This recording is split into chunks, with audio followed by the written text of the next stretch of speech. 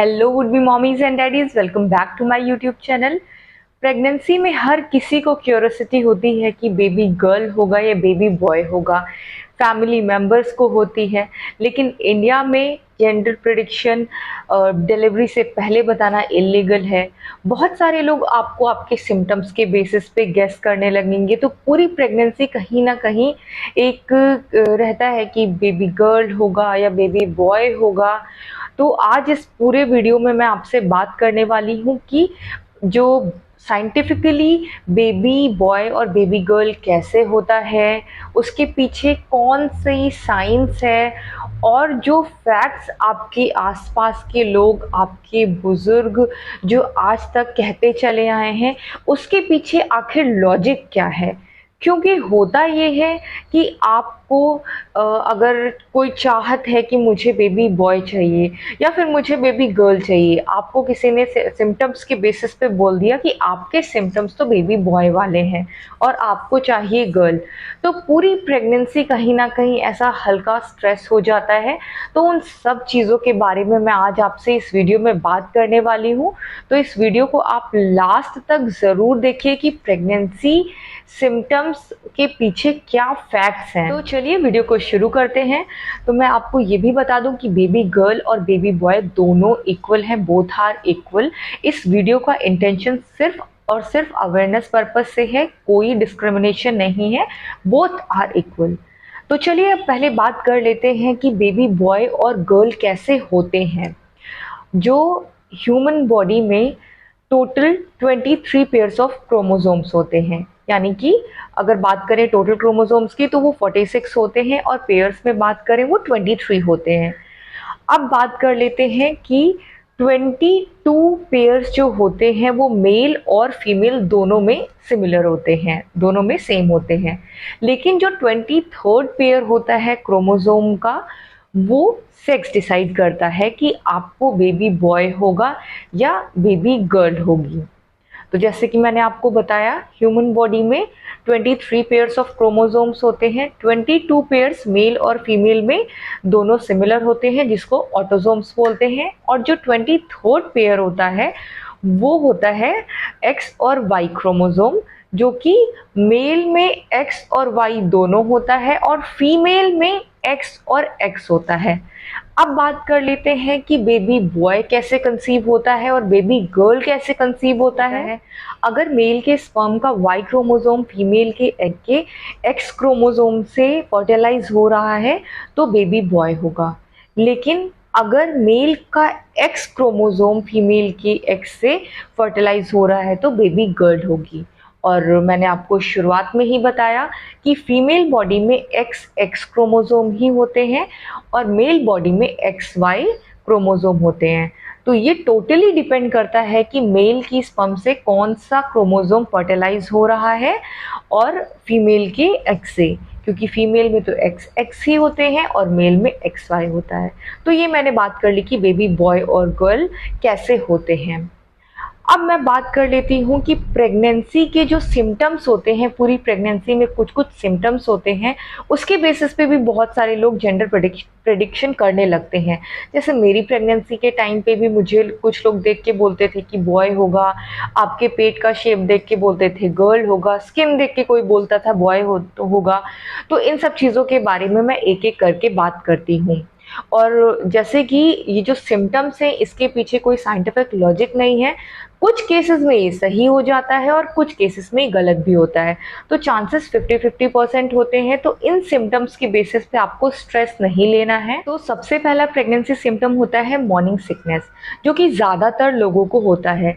ऐसा कहा जाता है कि अगर आपको प्रेगनेंसी में मॉर्निंग सिकनेस ज़्यादा है तो आपको बेबी गर्ल होगी, और अगर आपको मॉर्निंग सिकनेस कम है तो बेबी बॉय होगा। अब मैं बता दूं, ये टोटली गलत है। ये बीटा एससीजी लेवल पे डिपेंड करता है कि आपकी बॉडी में बीटा एससीजी लेवल कितना है, कैसे बढ़ रहा है, उस पे डिपेंड करता है। इससे लड़का और लड़की नहीं पता लगाया जा सकता है। ज़्यादातर लोग बोलते हैं कि अगर आपको मॉर्निंग सिकनेस नहीं हो रहा है तो आपको लड़का है, लेकिन ऐसा कुछ भी नहीं होता है। बहुत सारे ऐसे केसेस हुए हैं कि पूरी प्रेगनेंसी, इनफैक्ट लास्ट ट्राइमेस्टर में भी मॉर्निंग सिकनेस हुआ है और बेबी बॉय डिलीवर किया है। तो पहला सिम्टम तो सरासर गलत है।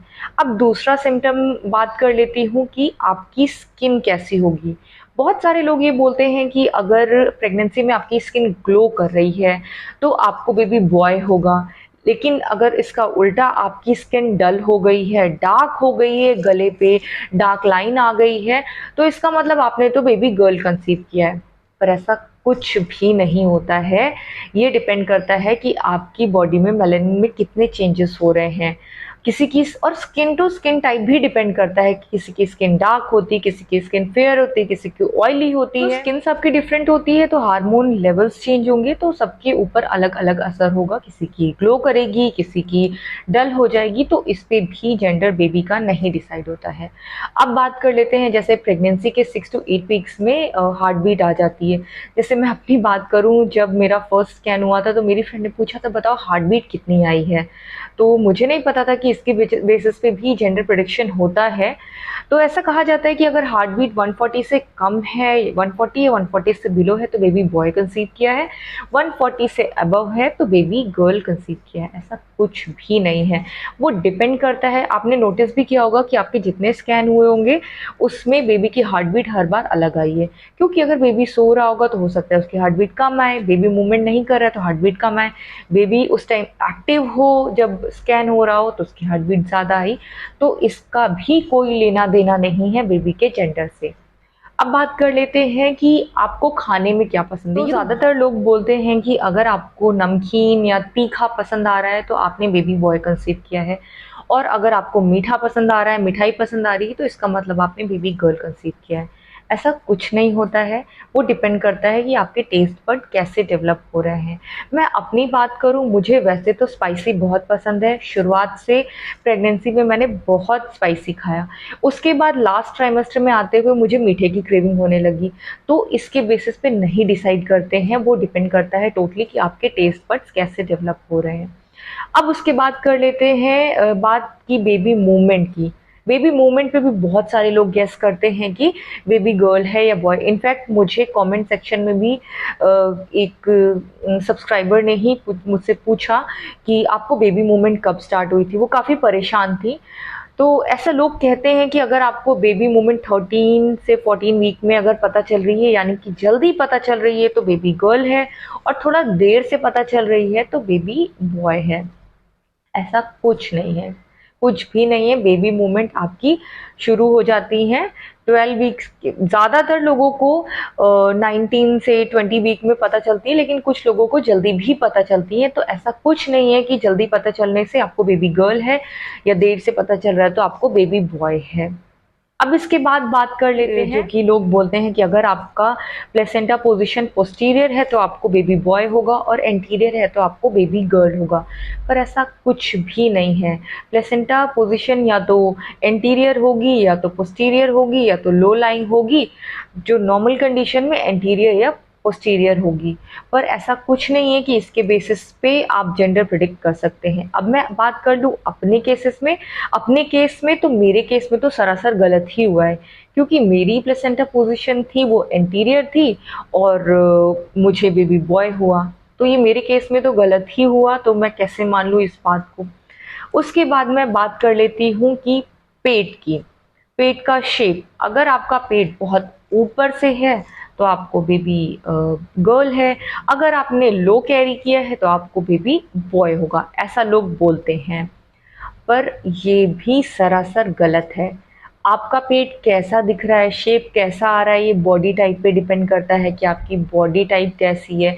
कोई फैटी होता है, कोई काफ़ी ज़्यादा स्किनी होता है, और बॉडी स्ट्रक्चर हर किसी का अलग अलग होता है। किसी की फर्स्ट प्रेगनेंसी होती है, किसी की सेकंड प्रेगनेंसी होती है, तो वो बॉडी टू बॉडी डिफर करता है।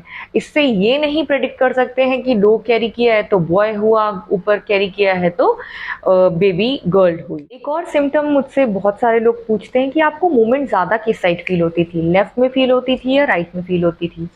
क्योंकि ऐसा कहते हैं कि अगर आपको लेफ्ट में फील हो रहा है तो इसका मतलब आपने बेबी बॉय कंसीव किया है, और अगर आपको बेबी का मूवमेंट ज़्यादातर राइट में फील हो रहा है तो आपने बेबी गर्ल कंसीव की है।